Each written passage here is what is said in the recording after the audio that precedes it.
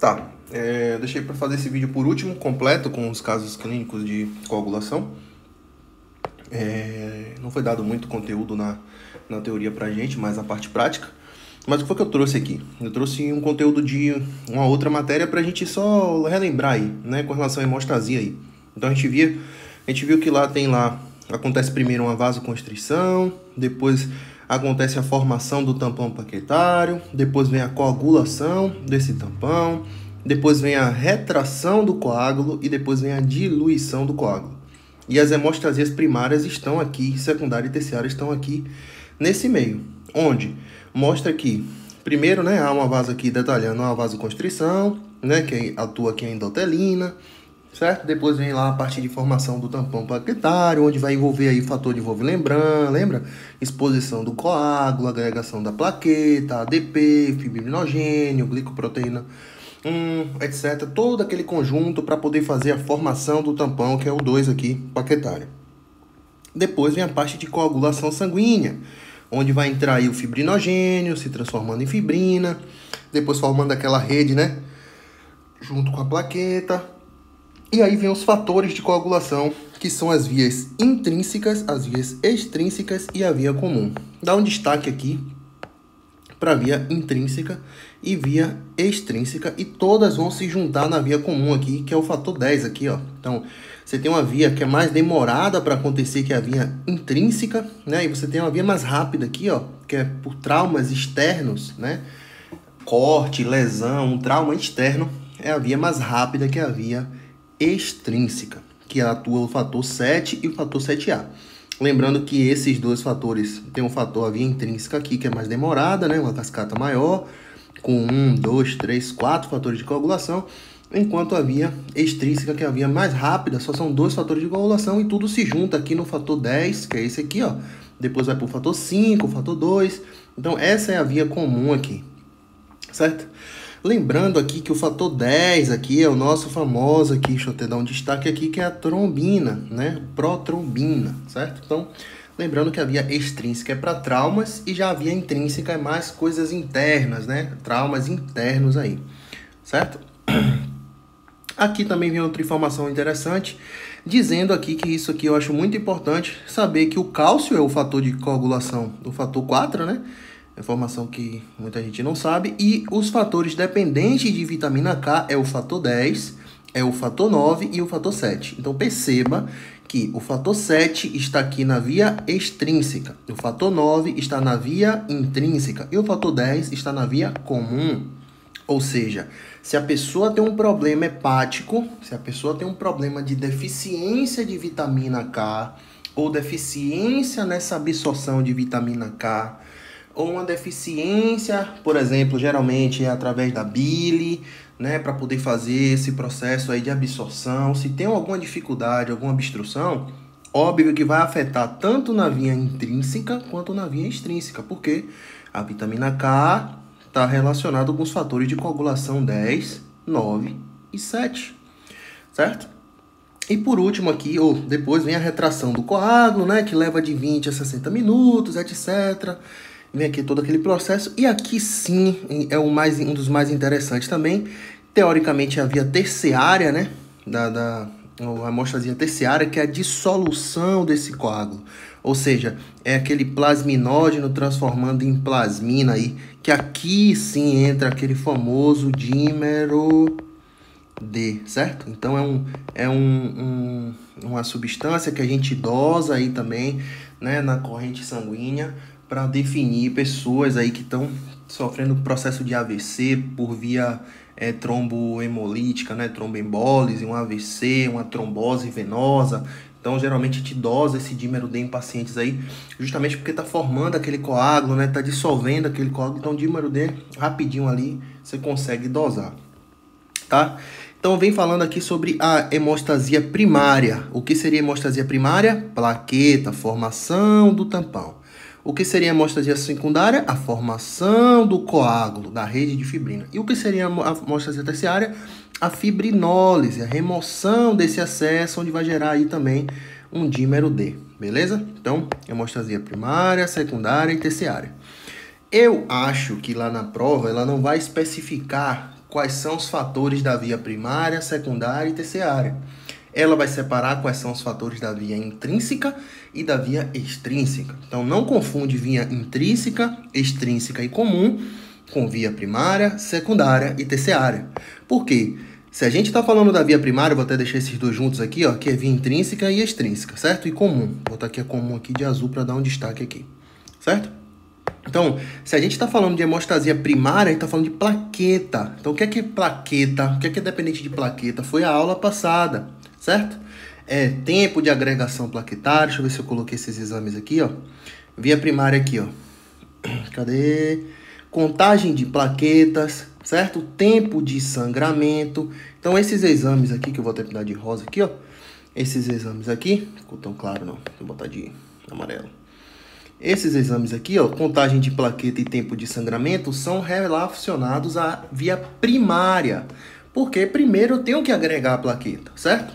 Então, foi o que a gente viu lá, né? Que pode ser, se eu tenho pouca plaqueta, vai ser trombocitopenia. Se eu tenho muita plaqueta, vai ser trombocitose. Então, primeiro, para eu ver se o problema é ali na via primária, eu vou fazer a dosagem de plaqueta através do coagulograma, certo? Então, vamos lá. Então, voltando aqui rapidinho. Então, eu tenho uma via secundária, que é a formação da rede de fibrina. Aí sim entra a via aqui, ó, intrínseca e extrínseca. Porque a gente está falando da opção 3 aqui, ó, que é a coagulação, certo? Ou seja, a via intrínseca, extrínseca e comum, a gente está se referindo principalmente à via secundária.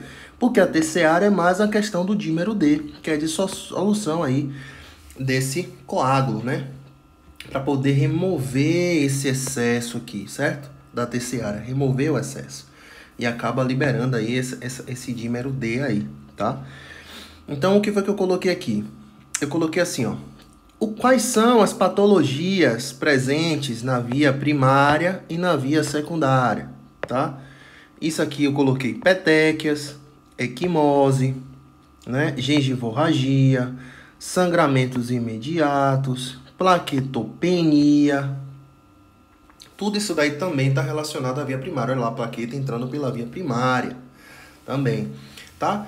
Lá já a via secundária, que é formação do coágulo, aí já se refere a um sangramento mais profundo, porque tudo que eu falei aqui são sangramentos mais superficiais. Petequia, equimose e gengivorragia, certo? São sangramentos superficiais. Quando a gente fala de sangramento mais profundo, onde a gente fala de hematomas musculares, sangramento retroperitoneal, hemartrose, sangramentos tardios, né? Aí a gente já está falando aí de sangramento mais profundo, da via secundária, onde a gente vai dosar aí o TAP, o TTP, ou chamado de TP aqui também, tá? Ou aqui também chamado de TP, o TTPA, ou também chamado de TTP, que agora está assim, chamado assim, né? Ou o RNI, tá? Então, perceba que o TTP e o TAP, aí a gente vai subdividir aqui, ó, que foi o que eu fiz, em exames das vias intrínsecas e extrínsecas. Porque tudo isso aqui é da hemostasia secundária. Então, falou de hemostasia primária, se refere mais à plaqueta. Falou da hemostasia secundária, a gente está se referindo mais a fatores de coagulação, porque a gente viu aqui que a via secundária são fatores de coagulação e a primária é a formação do tampão plaquetário. Então, quais são os exames mais correlacionados à via primária aqui novamente? Coloquei aqui mais específico com relação aos exames aqui, certo? Eu coloquei aqui contagem de plaquetas, tempo de sangramento, que foi o que a gente mencionou aqui, ó, contagem de plaqueta, tempo de sangramento. Tem também um exame chamado curva de agregação plaquetária. Tem o fator de von Willebrand, que depende desse fator para agregar a plaqueta, certo? Tem o fator, a deficiência no fator 8, que a gente falava lá da tal da hemofilia, né? Tem o lance do fibrinógeno, mas o fibrinógeno ele entra mais na via secundária, mas ele também se envolve na via primária, certo? Então, tem isso aí também. Já a via secundária, que é essa aqui, perceba que aqui a gente só está falando da primária, então só basicamente é plaqueta e von Willebrand, certo? Como deficiência de fator 8, né? Principalmente em casos de hemofilia, certo? Aqui na via intrínseca, tá? Na via intrínseca, E na via extrínseca, aí sim, a gente tem os fatores... São dependentes de vitamina K, lembra que eu falei que os dois são dependentes de vitamina K? A gente vai ter o TTP, certo? Que é tempo parcial de tromboplastina. Também entra o fator 8 aqui, tá? Não sei por que entrou lá, mas também entra o fator 8. E aqui é mais o TP e o RNI. Já a hemostasia terciária, que é essa aqui embaixo, aí sim entra o dímero D, que é o cara lá que faz... está relacionado lá justamente à questão de patologias aí como AVC, tromboembolia pulmonar e também o TVP, que é trombose venosa profunda aí, certo? O que é de interessante aqui saber? Esses dois exames vai ser os diagnósticos diferenciais. Então é só lembrar qual é a via maior, a que demora mais para acontecer, é a via intrínseca. Então é o TTP, é o maior nome. Qual é a via mais rápida? É só a via extrínseca, né? Que é o fator 7 e o 7A. Já a outra não, vem lá de cima, 12, 11, 9, até chegar no 10. A via mais rápida é a via extrínseca. Então grava esse valorzinho aqui, ó. TP é o menorzinho para a via mais rápida. TTP é o maior nome para a via extrínseca, certo? Isso aqui que vai ser interessante aí, tá? Aí depois aqui vem outras definições aqui, que não cabe agora, né? Onde a gente viu lá na aula de fisiopatologia, falando da hemofilia A, né? Onde a gente via que o lance da hemofilia A se relacionava com a produção insuficiente ou defeituosa do fator 8, diferente da enfermidade de von Willebrand, que não existe, né? Não tem o fator 8, ele não estabiliza aí, tá? Então, é só como a nível de informação mesmo. Aí vem aqui agora o caso clínico aqui pra gente entender melhor. Eu vou até pular o caso clínico e vou voltar para essa parte aqui, ó, que eu separei, que foi o slide dela, aqui. Só mostrando aqui, ó. Nesse slide dela tá bem interessante, tá? Onde ela se refere ao seguinte aqui, ó. Lembra que eu falei que a via intrínseca é o TP, né? O TP é a via mais rápida, que é o extrínseca, certo? E o intrínseca, que é mais demorado, é o TTPA, que é o nome maior, certo? Então, perceba aqui, ó. Quando eu tenho deficiência de fatores de coagulação, como por exemplo, o fator 7, tá vendo? O fator 8, o fator 10, o fator 9, tudo isso aqui afeta a via intrínseca e extrínseca. Então, por isso que se solicita os exames TP e TTPA, porque abarca todos os dois, as duas vias. Quando eu tenho uma deficiência, por exemplo, de vitamina K, o que foi que eu falei que a vitamina K era? Ou hepatopatia? É TP e TTPA, porque vitamina K e o problema hepático envolve tanto a via intrínseca quanto a via extrínseca também. E agora, vou pular esse aqui, certo? Ou seja, doenças como coagulação intravascular disseminada, sepse, essa aqui que é uma doença lá da vasculite, certo? Vasculite não, aqui é da anemia, lembra de anemia? Chute PTT aqui da anemia e hepatopatia também continua consumindo tanto via intrínseca e extrínseca, tá vendo? Agora, o que é interessante é esse aqui que eu acho que vai cair na prova, esse CVD que também está no caso clínico e sepse principalmente, né? E também eu posso colocar uma hepatopatia, perceba que ele desce, ele reduz, ele consome muita plaqueta, muita da via intrínseca TP, TTPA, fibrinógeno e dímero D, certo? Então perceba que há um consumo de todos esses daí. Então eu acho que numa prova vai ter uma questão no paciente que está com pouca plaqueta, certo? Que está com TP baixo, está com TTPA baixo, está com fibrinógeno baixo, está com dímero D elevado, certo? Aí sim, ou vai ser CIVD ou vai ser sepsis, certo? Só tem que ficar atento porque hepatopatia está aqui e está aqui também. Porém, preste atenção que TP e TTPA também está aqui. Então, tanto solicitar exame para via intrínseca ou via extrínseca também está correlacionado. Com exceção desse carinha aqui, que pode gerar uma confusão, que eu acho que ela não vai cobrar tanto nesse nível, quando fala de anticoagulante. Se fala de anticoagulante, só fala da via intrínseca, de TTP, certo? TTPA pode ser também, certo? Aí sim, heparina é um anticoagulante. Você tem aqui o anticorpo contra o fator 8 e o anticoagulante, o nome já diz lúpico. Então, só lembra que a anticoagulação está mais relacionada à via intrínseca, então é TTPA que vai estar alterado e não o TP, para a gente não dar o diagnóstico de outras coisas como esse e esse daqui, tá? Só isso aí que é para ficar atento. Então vamos lá para o caso clínico aqui. Aí ele coloca aqui, ó, ela coloca aqui, ó, um paciente do sexo feminino, certo? Chega aqui, paciente do sexo feminino de 37 anos, tem um fibroma no útero, uterino, né? Anemia por déficit de ferro, né? E depois ela vem com emeses aqui também, e teve com infarto esplênico, tá? Vem contando toda uma historinha lá. Tinha uma anemia por déficit de ferro e perdeu o baço. Depois ela vem dizendo assim, ó, pressão arterial está um pouco elevada, não é a intenção, frequência cardíaca não é a intenção da prova, né? Frequência respiratória também não, temperatura, não. Dou a palpação no hipocôndrio direito, certo? E depois aí ela vem agora com o que interessa pra gente.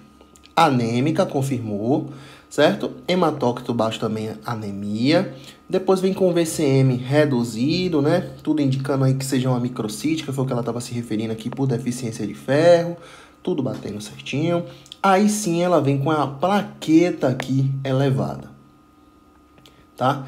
Ela já me dá uma plaqueta elevada, ela diz o nível de ferro tá caído, não me interessa mais nada disso, ferritina também não me interessa mais. Vamos ver o que é que ela quer dizer aqui. Depois diz assim, que se encontrou trombos aí, né?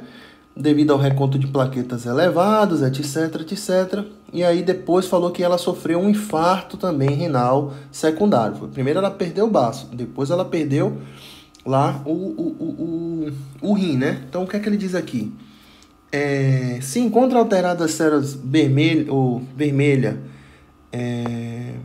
branca e plaquetária, pelo que a gente viu aqui, ela não deu nem... deu vermelha, deu a plaqueta, série branca ela não deu. Então, cadê a série branca aqui? Não é essa, porque tá aqui um X, não existe série branca aqui alterado, porque ela não me deu. Depois não se encontra alteradas séries brancas, esquece branca, então pula também. Depois ela diz assim, se encontra alterado só a vermelha e a plaquetária? Sim. Depois fala de branca também, nenhuma das anteriores são corretas, então seria a resposta certa aí, a opção C, né, de casa. Então vamos lá para o próximo. O diagnóstico do paciente seria se é trombocitose ou trombopenia. Vamos ver aqui a plaqueta como é que tá. Tá elevada, então é trombocitose, tá? Então eu já excluo de cara aqui a trombopenia. Primeira coisa. Aqui também, trombopenia. Então só sobra duas questões. A primeira fala, é uma trombocitose arterial associada à anemia megaloblástica?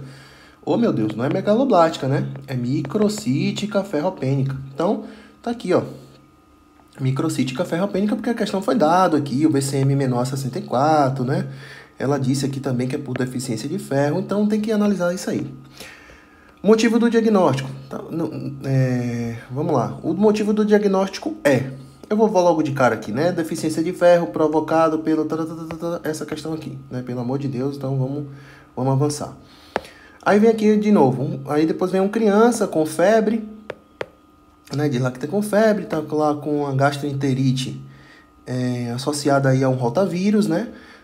Tem um calendário vacinal incompleto, e aí começa a entrar em choque, tá? Com taquicardia, né? Com equimose, dispneia, tudo indicando sepse aí, né? Tudo indicando sepse aí. Primeiro que a gente nem aprendeu o que era sepse com ela, e eu acho que com ninguém, mas vamos lá, o caso clínico, aí a gente tem que saber também isso aí, né?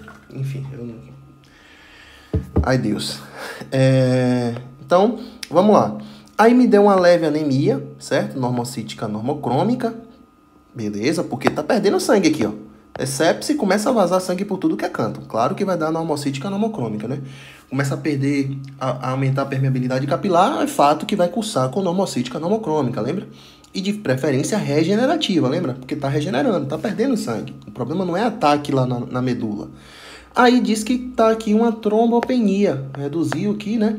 Caiu plaqueta, reduzida. Depois deu uma leucocitose com neutrófilo elevado, tá? Possivelmente por conta da bactéria que tá causando essa sepse aqui, né? Porque ela diz que tá com a G aqui, ó, o rotavírus, então... rotavírus, né? Então, rotavírus é para ser... Cadê? Leuco, neutrófilo, não sei por que com neutrofilia, mas tudo bem. Deu um neutrófilo elevado aqui. Deveria ser linfócito por ser vírus, lembra? Que linfócito é vírus, intracelular, neutrófilo, bactéria, extracelular. Não vou questionar também, mas pode ser que tenha vírus que se comporta também com neutrófilo, certo? Vamos lá. Estudo na hemostasia. Olha que interessante aqui. Aqui que começa a questão. Vamos lá. TP tá aqui, é até 14, então tá elevado. RNI, que geralmente está associado ao TP junto, né? Porque eles fazem TP é da via, lembra lá? TP é o menor, é a mais rápida, é extrínseca. Depois deu um TTPA elevado. Opa, também já alterou a via intrínseca, certo? Deu um fibrinogênio aí também elevado. Ó, deu um dímero D também elevado, botei baixo aqui, mas tá alto, né? Pelo amor de Deus, desculpa aí, tá? Tá em 2.700 a média até 500. E aí também deu uma tal de desviação à esquerda aqui, que não me interessa, enfim, com o diagnóstico da bactéria aqui, ele deu lá, a bactéria é essa aqui. Lembra que a gente falou, que eu falei que pode cair na prova, sepse ou coagulação vascular aqui, ó, sepse ou coagulação vascular disseminada, podem causar alteração em todos esses. É justamente o que está acontecendo ali, certo? Agora, fibrinogênio, dímero D, pode não dar aqui, ó, diferente disso aqui. Então, pode ser uma deficiência de vitamina K ou hepatopatia que pode cair na prova. Enfim, tá? Só para nível de informação. Então, já tá na cara aqui que é uma sepse que, de fato, vai alterar tudo mesmo, certo? Então, vamos lá. O que é que diz aqui? Se encontra alterada a série branca, vermelha, branca e plaquetária? Sim, né? É isso que tá alterado aí. Aí, vamos lá. Qual seria o diagnóstico do paciente? Uma coagulação intravascular disseminada. Eu não sei porque, qual é a diferença entre sepse e coagulação intravascular disseminada. Teoricamente, pelo que eu estudei, não vou dar certeza, uma sepse leva a coagulação intravascular disseminada, ou seja, o paciente já está séptico, então pode ser as duas opções. Acho improvável ela colocar na mesma opção A, B, C, D, sepse, ou coagulação intravascular disseminada. Então, ela vai botar ou uma ou outra, certo?